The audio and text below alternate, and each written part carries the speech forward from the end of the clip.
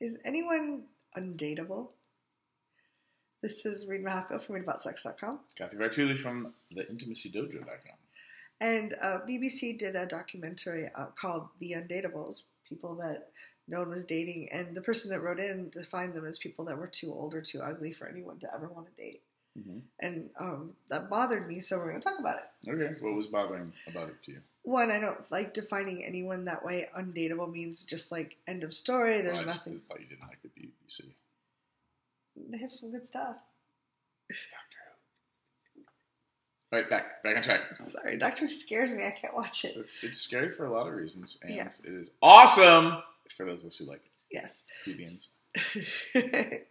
So, defining someone as undateable just is like, it's like, this is what you are. This will never change. And I do really believe that people can recover and be amazing no matter where they are. Mm-hmm. I had a good friend who was working with a gentleman who had been burned in a fire. And he's like 80% of his body was badly scarred. And he was in a wheelchair. But he was a very dynamic person. Like he had to get through like all the shame and all the stuff he had. But he had these, what everyone would consider conventionally pretty girlfriends with him. Like every time she met him, he would have a different girlfriend. And she's like, what's going on? He's like, people just seem to like me. Like he'd gotten past his shame and his fears that held him back. Mm-hmm. And he was just an awesome person. And people were like, yes, I want to date you. So I think defining anyone as being too old or too fat or too ugly, which is a very subjective term, and saying they're undateable, that's just, it feels very wrong and very bad to me. And it's kind of a human trait that human beings tend to do that kind of thing, or are raised in cultures where they tend to do that kind of thing. So they pick up those bad habits, and then you kind of groove that thinking over a lifetime and surround yourself with people in other culture that says to this, to that. And it would be hard if you don't geek out and deconstruct some of this. It would be hard for you to notice that culture is having its way with you.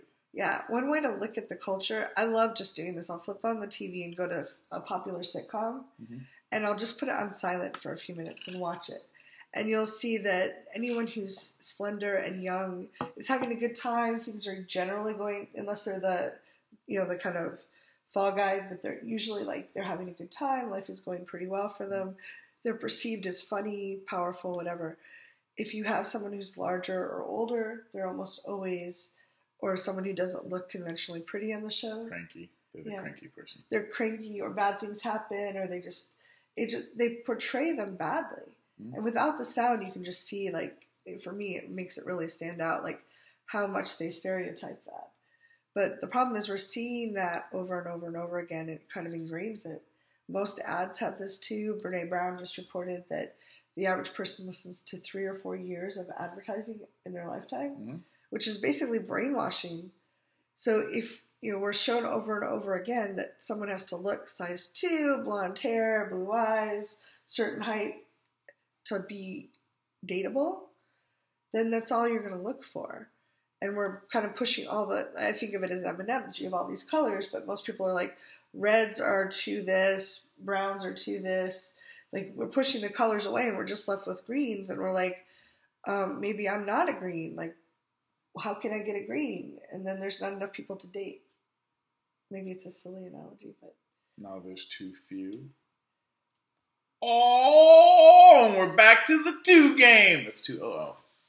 Yep. All right. We've had other videos where we talked about self-expression versus attraction, and the geeking out and doing the math as a white, somewhat conventionally good-looking, people tell me, extroverted, geeky guy who was highly insecure and uber self-aware of that insecurity. My advice, even though I'm prefacing that people tend to think I look handsome, and your mileage may vary, and your opinion may vary,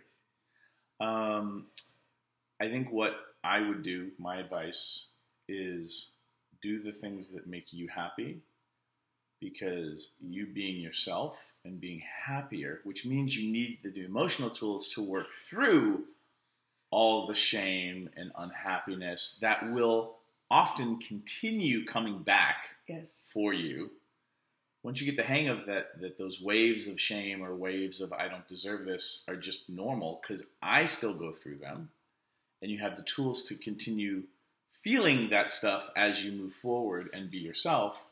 You being yourself is what I think the best use of your time and energy, because you get to go be the you that's making you happy. And then when you're happy and you're doing the things that make you happy, you tend to run into people who also enjoy doing those things, who enjoy that you're so happy. Yeah. Doesn't mean, while this is simple advice, it does not mean it's easy, but life often isn't easy. And as much as we all feel like, you know, the world owes us something, I think that that's probably us wrestling with some unfinished, younger kid stuff for ourselves, maybe some parental things. So I also recommend, you know, go find a good therapist and a professional listener to do some talking to, because your friends and your family probably aren't super adept at the fact that culture's having its way with them. Most people are like fish in a fishbowl. You don't know you're in water because it's always there. But the view's pretty.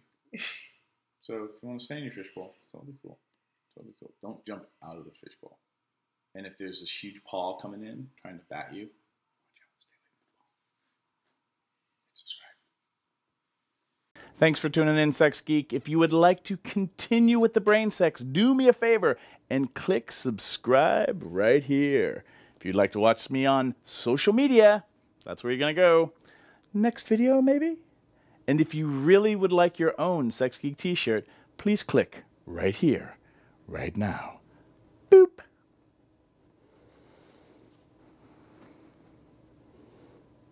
No, really, like,